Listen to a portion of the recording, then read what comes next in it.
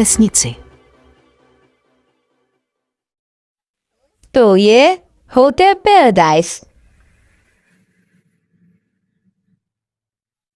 Trochu se ptá moc hodná, hezká mát. Ráda a mluví velmi jazyky. Ale tak trochu přeháním, ale aspoň těch 5 základních ovládám. Znáš nás dost na to, že chodíš s Felixem. No co ty? Jazyky tě baví? To je normální. Všichni se někde zamotáme. A co ti pomáhá nejlíp učit se?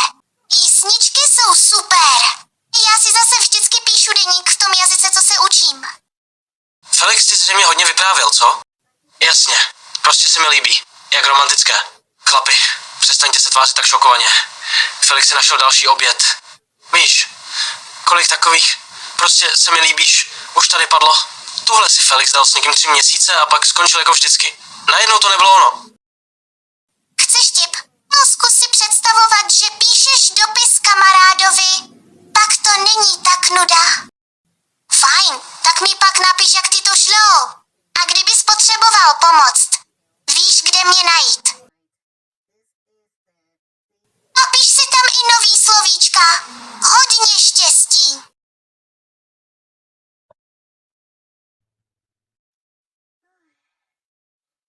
Takhle to chodí u nás pořád. Experimentuj a uvidíš. Tak co, začal si psát ten deník? Nebo si to vzdal? No a? Felix je Felix. Nikdy se nezmění. Ale co? Užij si to. Možná vydržíš déle než ti před tebou. Ten skvělý.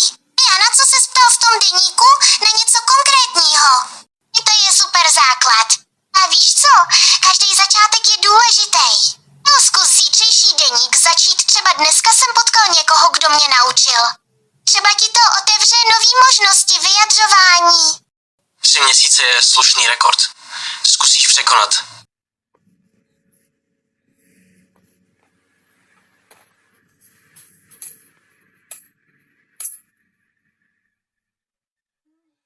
Změnit pravidla hry? Hodně štěstí, kámo. Ahoj. Ahoj. Felix nikdy nedokázal být s někým déle než 3 měsíce. Je to jako jeho prokletí nebo co? Ale ty se teda nebojíš velkých výzev, co? Chytrý přístup. Felix je totiž jako vítr. No já myslím, že bych ti mohl udělat výlet někam hezký, třeba k moři. Co myslíš? Můžu tě vyzvednout ve svým lambu? 3 měsíce je jeho osobní rekord. Pak začne být... Nebo mám lepší nápad, co takhle večer v tom nový italský bistro, co otevřeli?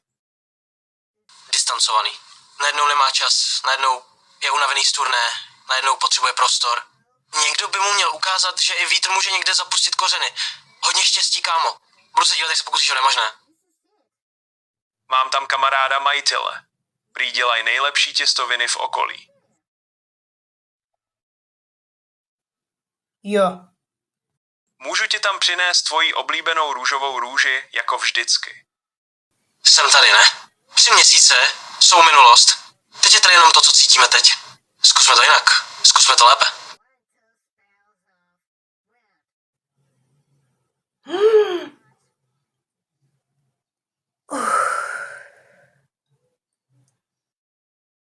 Pak ti slibuju, že nezmizím jako ostatní. Hej! Jsem starší, chytřejší. Ahoj, drahouši. Možná jsem dřív nebyl připravený na něco skutečného, ale s tebou je to jiné. Cítím to. Co vy na to, kluci? Myslíte, že už jsem dospěl dost na to, abych někoho nedělal za 3 měsíce blázna?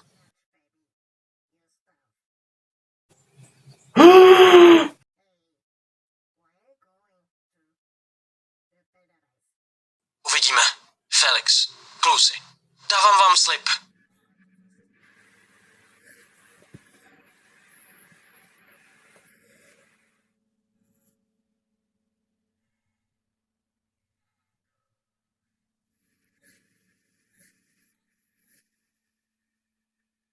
Kuchni se. Jak ty je? Ahoj, rozkoný holko. S tebou? Kočko, co takhle trochu zábavy? Jo, jsem to já. Ale teď hlavně nehýbej se. Padl jsi ze svahu, asi si klouzl. Taky bys měl být opatrnější. Klídek? Jen si dělám srandu. Jsi tu nová? Dám ti slib, že tentokrát to nebude jako vždycky. Že se pokusím být lepší. Že se pokusím být člověkem, kterého si zasloužíš. Že se pokusím o něco víc než jen 3 měsíce. Protože ty jsi stál za to, abych se pokusil změnit. Ať už to dopadne jakkoliv. No, protože bych si tě všiml.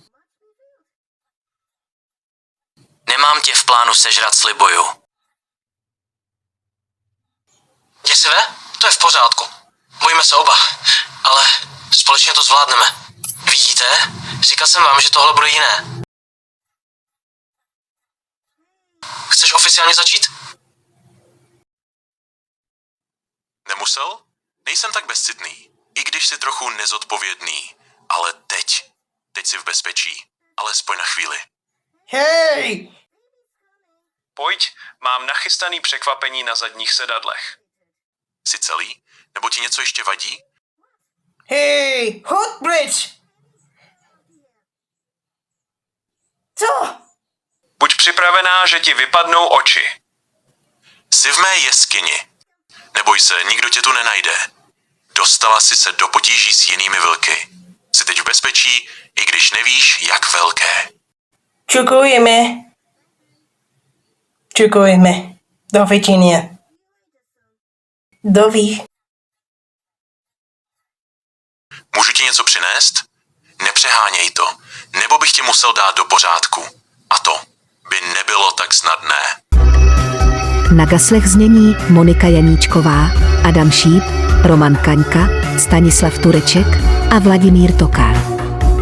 Překlad Jitka Štěrbová. Zvuk David Kovač.